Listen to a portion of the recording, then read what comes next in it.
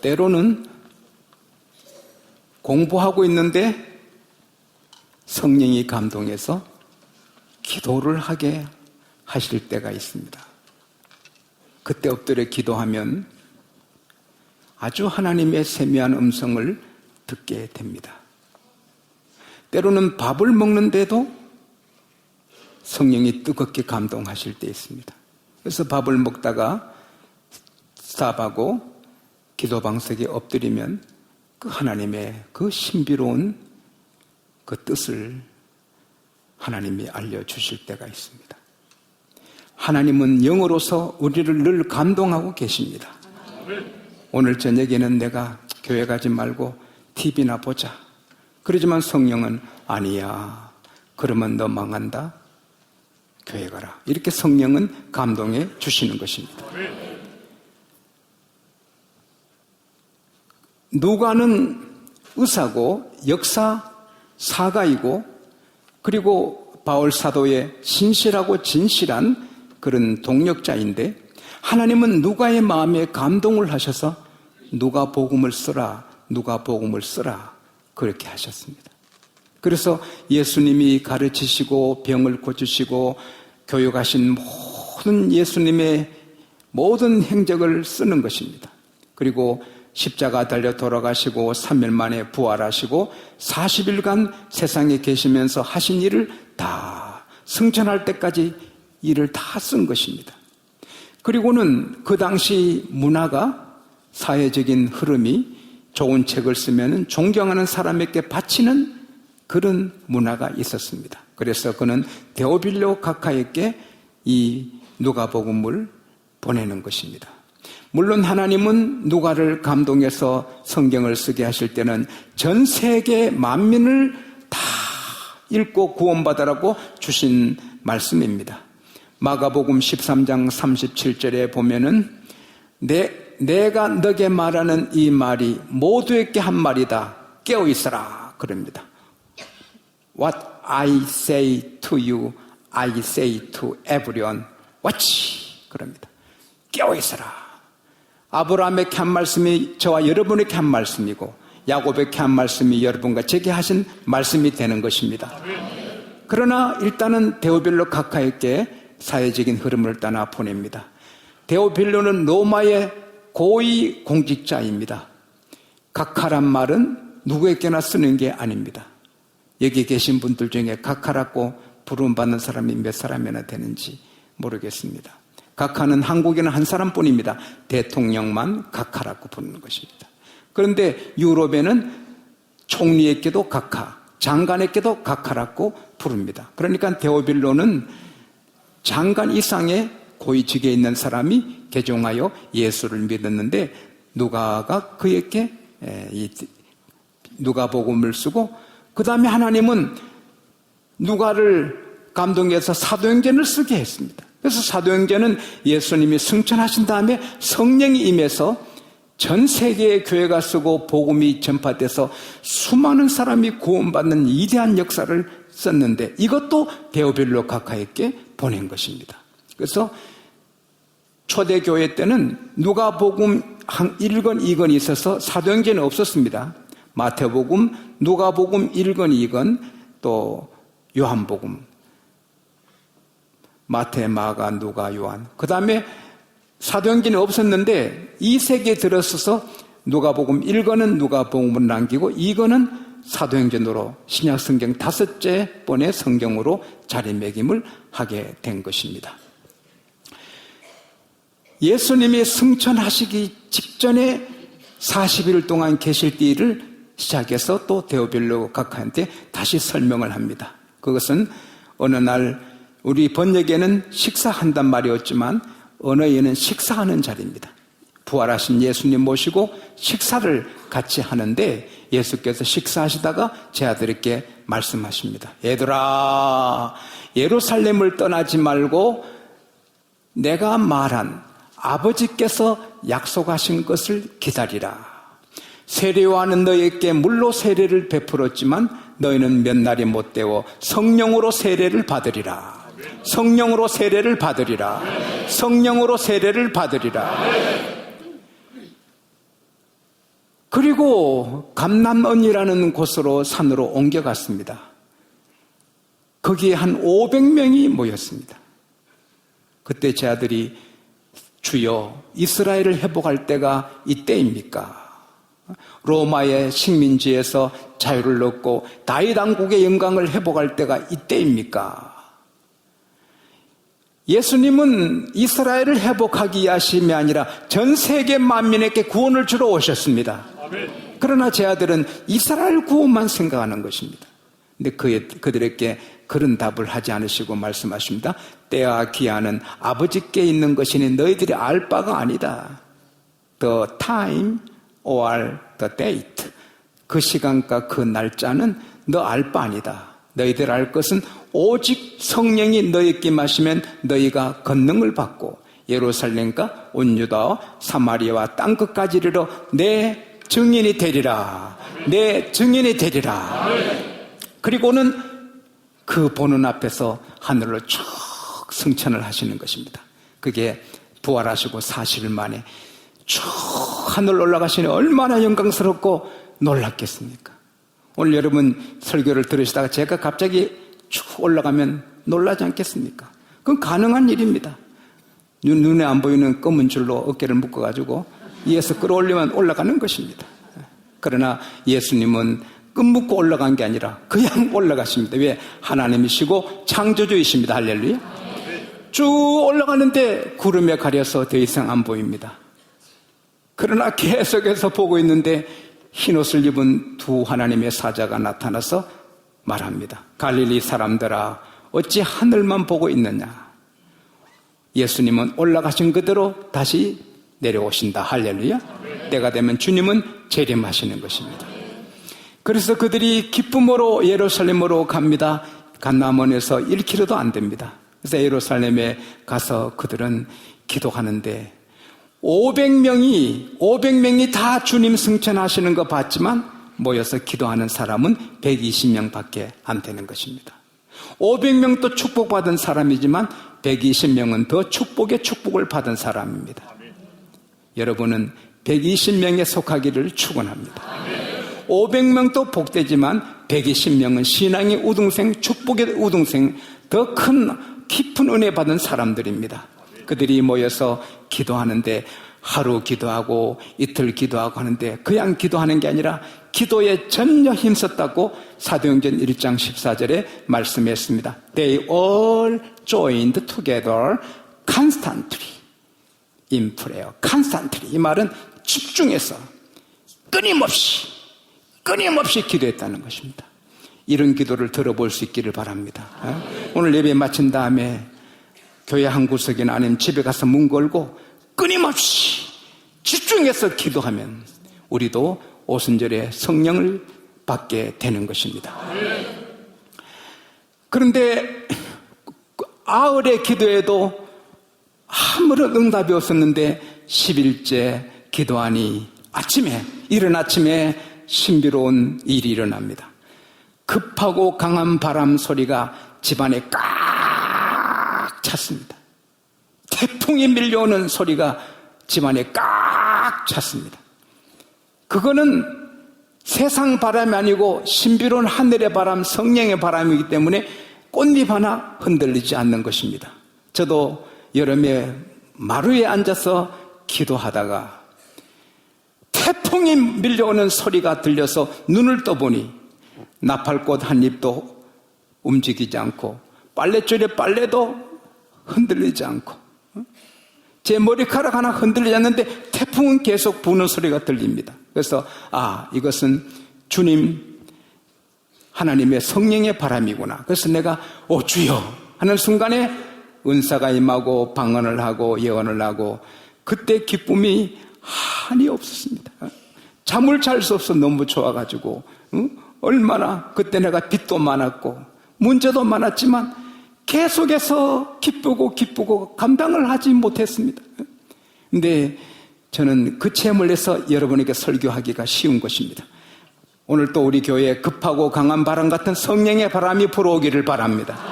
성령의 바람이 불어오기를 바랍니다. 주께서 급하고 강한 바람을 불어주시기를 바랍니다. 그리고 하늘의 불덩어리가 보입니다. 여러분, 성령의 상징은 바람이기도 하고 물이기도 합니다. 나를 믿는 자에게는 그 배에서 생수의 강이 흐리라. 이것은 그가 받을 성령을 일으킵니다. 성령을 말씀한다. 성령은 생수같이 성령 받을 때 시원함을 얻게도 되는 것입니다. 근데 때로는 성령 받으면 불같이 뜨겁게 되는 것입니다. 저 어릴 때 우리 건 장로님의 딸이 명문대학교 나온 인텔리 여자인데 마룻바닥에서 앉아서 설교를 들으시다가 갑자기 성령의 불을 받고 콱 물찌르면서 뒤로 콱 흘러 넘어지더라고요. 뜨거워서 견디지 못하더라고요. 그렇게 야단스럽게 성령님을 체험하더라고요. 아이고, 걱정이 되고 치마 입은 여자가 뒤로 확 넘어지니까 저도 걱정했습니다. 근데 그 이제 성가지자 서울의 장로님 부인이 되었습니다만, 와, 성령의 불이, 불덩어리가 내려와서는 각 사람의 120명에게 가닥으로 다 임하는 것입니다. 한 사람도 빠짐없이 성령의 불이 다 임하는 것입니다. 오늘 성령의 불길이 우리 교회에 임하셔서 저와 여러분 한 분도 빠짐없이 하나님의 성령의 불길로 임하시기를 원합니다. 그러니 그들이 갑자기 황홀한 기쁨에 그들은 젖어들고 방언을 하면서 하나님을 높입니다. 너무 좋아서 다 뛰쳐나와서 방언으로 말을 합니다. 근데 그때가 언제냐? 바로 맥추절입니다. 오순절이 바로 50일이라는 뜻이지만 무교절 안에 있는 안식일 지나고 50일째가 오순절인데 그날이 바로 77절이고 맥추절인데 그것은 바로 보리 밀 곡식을 추수한 첫 이삭을 하나님께 드리는 축제인 것입니다. 그 축제 맥추절을 지키러 전 세계에 흩어진 디아스포라 이스라엘 사람들이 13개국에서 모여들었습니다. 13국에서 모여드는데 그 사람들은 그 나라에서 태어나서 났기 때문에 이스라엘 말을 모르고 그 현지 말만 하는데 이들이 방언으로 말하는 게 현지 말로 다 들리는 것입니다. 한 사람이 말해도 13개 나라 말로 들리는 것입니다. 하나님이 함께 하시면 그런 일이 지금 또 있는 것입니다. 러시아에서 우리 미국 선교사님이 영어로 설교하시고 러시아 육군 소령이 영어 잘하는 소령이 러시아 말로 통역하는데 그는 공산주의자입니다. 막스주의자입니다. 근데 이 목사님이 설교하면서 선교사님이 설교하면서 예수 그리스도 구세주다, 예수 그리스도 믿으면 십자가 피로 모든 죄 사함받고 구원받고 천국 간다고 막 설교를 하는데 이 러시아는 이건 믿을 게 아니다, 거짓말이다, 예수 믿어도 별 수 없다 이렇게 통역을 지멋대로 하는 것입니다. 그러니까 이 미국 선교사님이 러시아 말을 조금 하는데 하도 반대로 하니까 주여 어떡하지요? 주여 하다가 감동을 받고 영어로 계속 이 사람 통역하면 손해니까 영어로 계속 영어 설교하는데 놀라운 것은 그 많은 사람들이 다 영어로 하는데 러시아 말로 들렸습니다.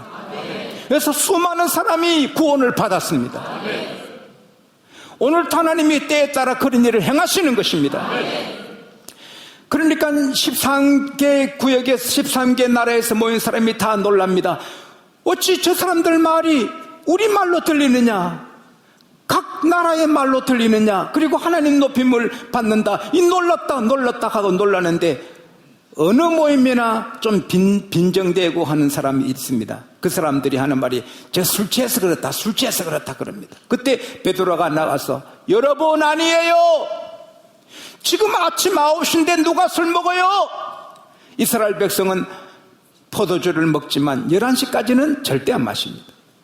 지금 9시인데 무슨 술을 먹어요? 이 사람들이 술 취하신 게 아니라 하나님이 약속하신 성령을 받기 때문이다. 성령을 받아서 저렇게 기뻐하고 새 방언을 말한다. 그러면서 예수 그리스도에 대해서 증거합니다. 하나님이 나사렛 예수 그리스도에게 성령을 물 붓듯 하셔서 건세를 능력을 베푸시고 귀한 복음을 전하시고 사람을 치료하시고 그렇게 여러 증거를 보였는데도 이스라엘 백성이 예수님을 잡아서 십자가에 못 박아 죽었다. 그러나 하나님은 3일 만에 그를 다시 부활시키셨다. 이것은 다윗이 예언한 대로 다윗이 성령 충만해서 10편 16편 10절에 여호와께서 그의 거룩한 자로 썩음 당치 않게 하셨도다. 할렐루야.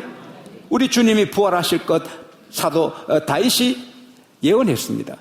그대로 하나님은 예수님을 부활시키시고 오른손으로 예수를 높여서 주와 그리스도가 되게 하셨다. 그러면서 강하게 말합니다. 너희들이 못 박아 죽인 예수 그리스도를 하나님이 그리스도가 되게 하셨다. 그때 모두 두려운 생각이 들어서 형제여 우리가 어떻게 해야 되나? 우리가 어찌할꼬? 그때 베드로가 말합니다. 회개하여 각각 예수 이름으로 세례를 받으라. 그러면 성령을 선물로 받으리니 누구든지 주 이름을 부르는 자는 구원을 얻으리라. 그 말을 듣고 3,000명이 회개하고 그날 예수 이름으로 세례를 받았습니다. 세례 받으니 성령을 받아서 그들이 기쁨을 이기지 못합니다. 그래서 그들이 날마다 성전에 모여서 찬송하고 기도하고 떡을 떼면서 자기 재산을 아끼지 않고 팔아서 와서는 가난한 사람에게 다 나누는 천국 같은 교회 생활을 하게 된 것입니다. 오늘 여기서 우리가 깨닫게 되는 것은 성령이 임하는 것은 예수님이 만든 사건이 아니고 즉흥적인 것이 아니라 오래전에 구약 성경을 통해 하나님이 약속하신 것을 부어주시는 역사적인 사건인 것입니다. 오늘 여러분과 제가 지금 또 성령을 받는데 이것은 하나님이 구약시대 요엘 선지를 통해서 예언하시고 약속하신 성령인 것입니다. 요엘서 2장 28절에서 28절에서 29절에 보면 하나님이 말씀하십니다. 그 후에 내가 내 신을 만민에게 부어주리니 너희 자녀들이 장래일을 말할 것이요 늙은이들이 꿈을 꿀 것이요 청년들이 환상을 보리라. 내가 내 신을 남종과 여종에게 부어주리니 누구든지 주의 이름을 부르는 자는 구원을 얻으리라. 성령이 임하는 것은 이 세상에 종교가 많아도 성령이 하늘에서 임하는 곳은 기독교뿐입니다. 성령이 임하는 것은 기독교뿐입니다. 하늘의 영이 임하는 것은 기독교뿐입니다. 이것은 하나님이 벌써 오래전에 약속하신 것인데 임하신 것입니다. 또 거기에 대해서 성령이 임한다고 예수님이 여러 차례 말씀하셨어요. 요한복음 14장 16절 17절에 내가 아버지께 구하겠으니 아버지가 다른 보혜사 성령을 너희에게 주사 영원토록 너희와 함께 거하게 하시리라. 성령은 여러분에게 임하셔서 1년 2년 3년 있다가 하시는 게 아니라 영원토록 우리가 천국에 갈 때도 성령은 같이 우리를 인도해 주신 줄 믿습니다.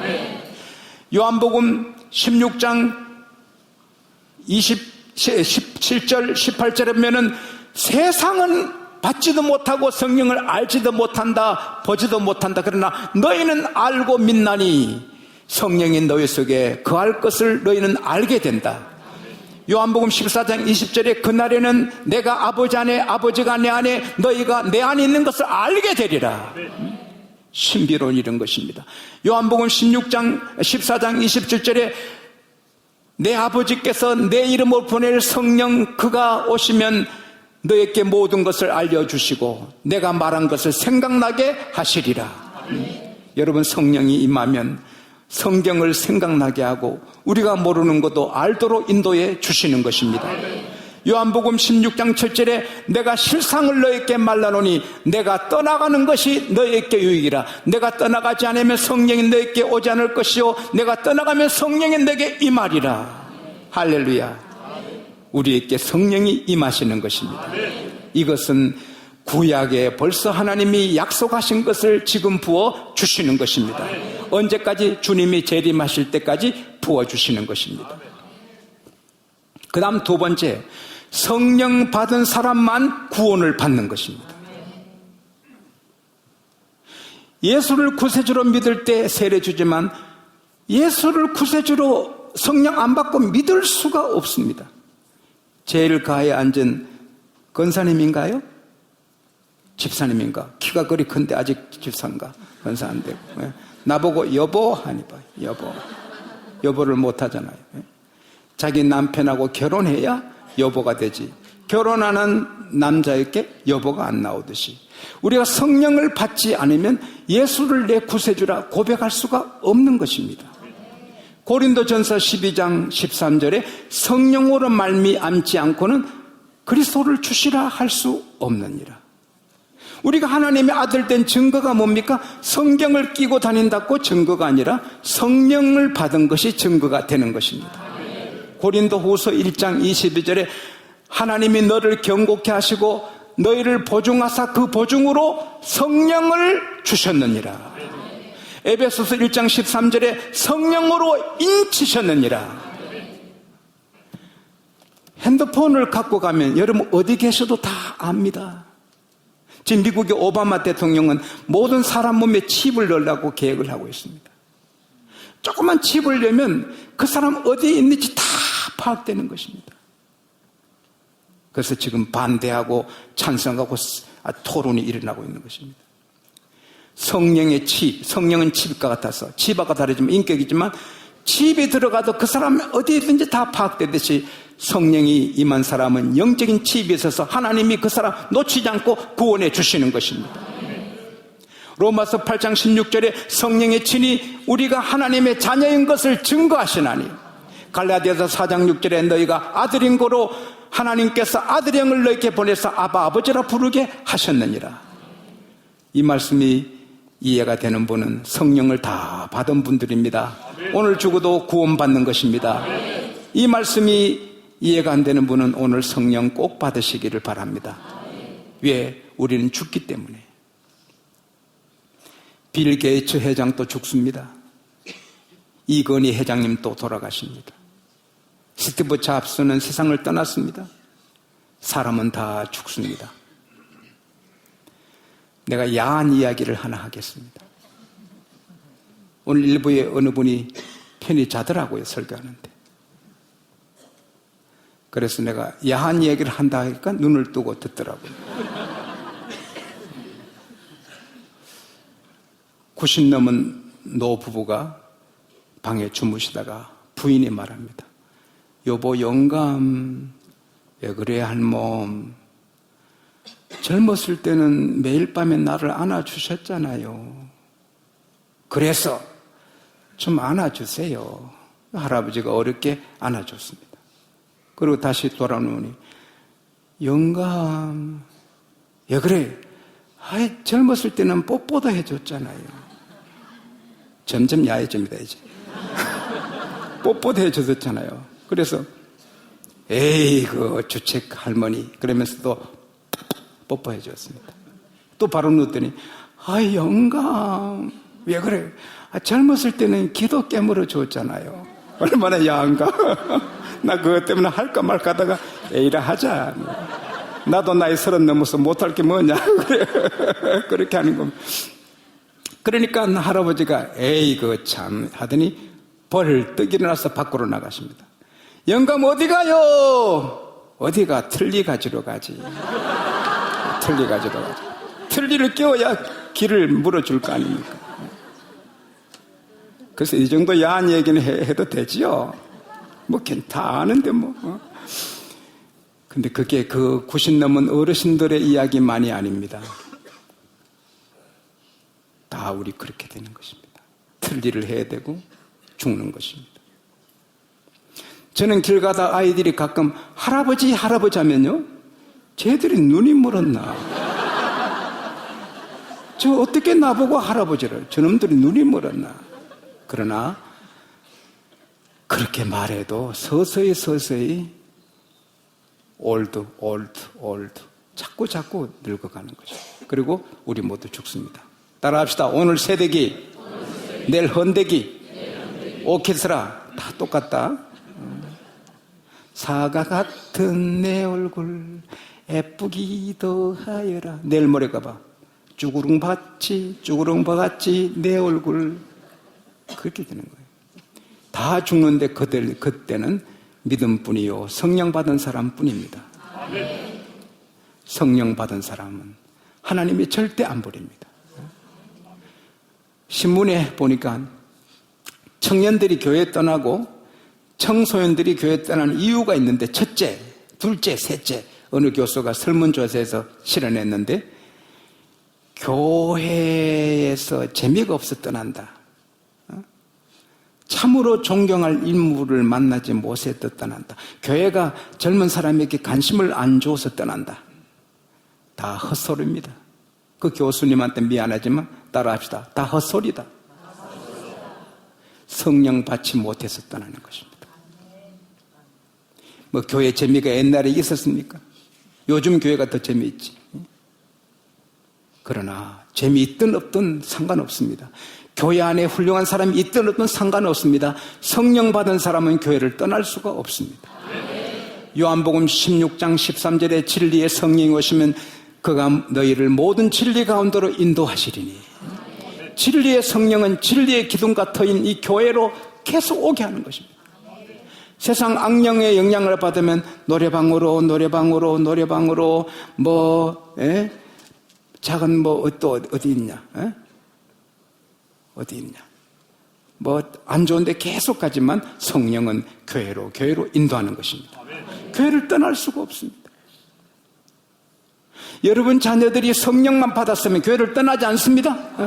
떠나도 다시 돌아오게 되는 것입니다. 한 대학교 수영 선생님은 밤에 고생합니다. 불면증으로.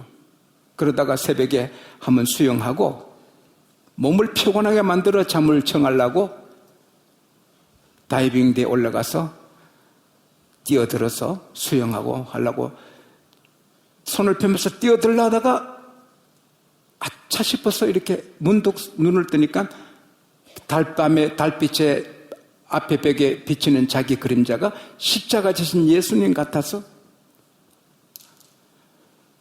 주님, 그럴 때 이 다이빙 데이에서 주님, 내가 너무 오랫동안 교회를 떠났네요. 죄송합니다. 주님. 그리고는 다이빙도 안 하고 방에 가서 기도했습니다. 아버지, 제가 어쩌다 이렇게 교회를 너무 많이 떠나서 오랫동안 떠났네요. 죄송합니다. 이제는 그러지 않을게요. 아버지 품에 교회 품에 살게요. 너무 오랫동안 교회를 떠났어요. 눈물을 흘리고 회복하고 마음의 평안을 얻어서 단잠을 잤습니다. 아침 일란이 상쾌하고 기쁘고 휘바람으로 찬송 부르면서 산책길에 나갔다가 수영장 보고 소스라치게 놀랐습니다. 수영장 바닥에 물이 하나도 없습니다. 관리사가 수영장 수리한다고 물을 다 뽑았습니다. 자는 그것도 확인 안 하고 그냥 장결에 그냥 뛰어내리려다가 십자가의 모습에 자기 그림자를 보고 돌아왔는데, 뛰어내렸으면 시멘트 바닥에 죽지요. 그는 다시 두 번 주의 은혜 속에 잠긴 것입니다. 성령 받은 사람은 망하지 않습니다. 성령의 칩이 있는 사람은 어디 가도 하나님이 반드시 구원해 주십니다. 그 다음 성령 충만 받으면 따라합시다. 황홀한 기쁨. 황홀한 기쁨. 이건 표현을 못하는 행복입니다. 글쎄 저는 세상의 재미를 잘 모릅니다만은 때때로 기쁨이 임할 때는 그걸 어떻게 감당을 하지 못하는, 좋아서 어쩔 줄 몰라. 성령은 하늘나라 술이라. 성령을 충만해 받으면 너무너무 황홀한 기쁨이 있는 것입니다. 사도행전 15장 52절에 따라합시다. 제자들이 성령과 기쁨이 충만했다. 이런 황홀한 기쁨을 우리가 누리면 세상 쾌락에 절대로 유혹당하지 않을 줄로 믿습니다. 성령을 충만해 받으면 우선 평안하고 기쁘고 황홀한 그런 이 세상에서 맛보지 못할 그런 기쁨이 있어서 나는 숲속의 새와 같이 기쁘다. 할렐루야. 그렇게 되는 것입니다. 이유 없이 기쁜 것입니다. 이유 없이. 그리고 로마서 8장 26절대로 따라합시다. 성령은 우리를 도우신다. 우리는 정말 미련한데 성령은 하나님이기 때문에 지혜를 주시고 좋은 남편, 좋은 아내, 좋은 사업가, 장사도 잘하게 하시고 공부도 잘하게 하시고 성령을 받으면 하나님이 도와주셔서 무슨 일에도 성공하게 되는 것입니다. 그래서 예수 믿는 사람은 결국은 다 잘 되는 것입니다. 시작은 어렵게 했는데 늦게는 다 잘 되는 것입니다. 신비로운 겁니다. 대구의 어느 교회 청년들이 30명이 고령까지 걸어와서 복음을 전했습니다. 집집마다 전도지를 나누고 예수 믿고 구원받으라고 소리치면서 청년들이 전도했습니다. 그리고 돌아가야 되는데 대구까지 걸어가야 되는데 그 먼 길을. 그래서 너무 다 배고프고, 그래서 그 말에 제일 큰 부잣집 기아집에 가서 어르신, 우리는 대구에서 온 청년들이고 예수님을 전하는 사람들인데 또 먼 길을 그냥 가려니까 너무 좀 걱정이 되니 밥을 좀 해주시면 좋겠습니다. 그랬더니 그 부잣집 어른이 밥 해달라고? 재수없게 예수쟁이들이, 예수쟁이들한테 밥 해줄 바에야 돼지한테 밥 해주겠다. 어림없다. 30명이 돼지보다 못한 대접을 받고 풀이 주고 나오는데 그 이웃집에 각 결혼한 가난한, 너무 가난하면 찬장도 없어서 아침 먹은 김치를 새소 데워가지고 덮어놓잖아. 아침에 먹은 김치 넣을 찬장이 없어서 샘맹기 가지고 덮어놓잖아. 그렇게 가난한 사람인데, 청년들 왜 그래, 얼굴이 그래요. 야, 우리 전도 나왔는데 이제 대구까지 가려면 배가 고파서 이 부잣집에 밥 좀 해달라 했더니 거절당했다고. 그러니까 아이고, 우리 집에 반찬은 없지만 내 밥은 해드릴 수 있습니다. 그래가지고 솥대 밥을 한 솥을 냈습니다. 그릇이 없으니까, 예. 우리 저기 양곡계 처음 부임해가지고 신촌 살 때 반상회를 우리 집에 사는데 13명에 14분 오시니까 사이다를 부을 컵이 없어가지고 밥그릇 양쟁이 뭐 다 내놓고 갔대. 예. 그 생각나는 거예요. 예. 그냥 소체로 밥을 먹은 거예요. 반찬이 소금이 반찬인 거예요. 따라합시다. 금보다 귀한 것은 소금이다. 금 먹고 못 살잖아. 소금하고 이렇게 먹었어요. 뭐 반찬 없이. 그러고도 얼마나 꿀맛입니까? 그래서는 30명의 통성으로 그 집에 축복을 했습니다. 놀란 일은 만화 같은 일이 생겼습니다. 뭘 해도 이 청년 집이 잘 됩니다. 찬장 사고 그릇 사고 땅 사고 점점 잘 됩니다. 근데 예수쟁이한테 밥 해주니 대자한테 밥 해주겠다. 그 집은 왠지 안 됩니다. 왠지. 그러다가 귀한 아들이 모슬병에 걸려서 폐악이 뭐고 어느 의사도 못 고칩니다. 돈은 다 말랐고 할 수 없이 큰 소를 이제 팔아서 아들 약 살렸고 몰고 나갑니다. 옆에 청년이 어르신 그 소 제가 사지요. 그래서 샀습니다. 논 내놓으면 그 청년 논 사고 밭 내놓으면 청년이 밭 사고 그 부잣집이 재산 몽땅 이 청년이 샀습니다. 부자는 망하고 청년은 부자가 되고 그분이 바로 그 고령 예수교회 지금 충성되게 섬기는 박장로님이십니다. 성령은 다 도와주십니다. 농사를 도와주시고 장사를 도와주시고 공부를 도와주시고 직장생활을 도와주시고 그러니 우리는 기쁜 것입니다. 마지막으로 따라합시다. 성령 받으면 담대하게 복음을 전한다. 예수님의 제자들이 성령 충만 받기 전에는 3년간 예수님의 설교 듣고 훈련받고 부활하신 예수님 만나도 전도할 줄 모르고 빈둥빈둥 놀고 물고기나 잡으러 가자 그럽니다. 그러다가 오순절에 성령 받고는 뛰쳐나가서 담대하게 복음을 전합니다. 무섭게 전합니다. 성령 충만하기 전에는 이 사람한테 예수 믿으려 했다가 신뢰가 되는 거니까 기분 나쁘면 어떡하나. 그건 못합니다. 그러나 성령 충만하면 그 영혼이 불쌍해서 예수 믿고 구원받아야 됩니다. 강하게 담대하게 그렇게 전하는 것입니다. 우리 양곡교회가 다 그렇게 되기를 축원합니다. 세상 일도 강하고 담대해야 되고 전쟁도 강하고 담대해야 되고 전도도 강하고 담대해야 되는 것입니다. 배짱 좋은 남자가 자고 있는데 도둑 강도가 들어와서 첩보니 자고 있으니까 편안하게 돈 될 거 다 큰 자루에 다 넣어서 메고 유유히 걸어나갑니다. 실눈을 뜨고 다 본 이 배짱 좋은 남자 일어나서 신발 신고 따라갑니다. 도둑이 가다 보니까 뭐 발자국 소리 들려보니까 어떤 남자가 떠오릅니다. 당신 누구요? 왜 날 따라오시오?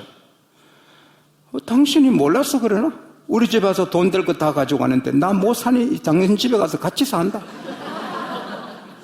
여보시오, 무슨 그런 말을 해요? 생각해봐. 우리 집에 재산 다 당신 다 가지고 가는데 근데 어떻게 살아? 안 그래도 살기 어려운데 같이 살자.